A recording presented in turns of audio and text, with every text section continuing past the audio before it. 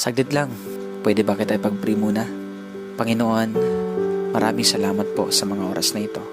Lord God, hindi po aksidente muli na siya po ay nandito, Panginoon.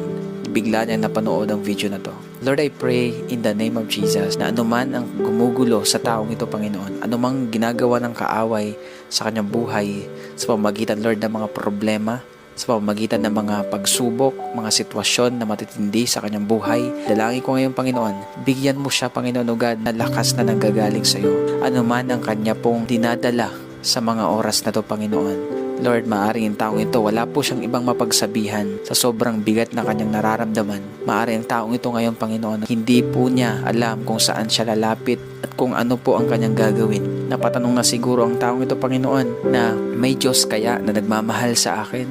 May Diyos kaya na nakakaalam ng sitwasyon ko? Pero Lord, hayaan niyo po, Panginoon, patunayan mo po sa taong ito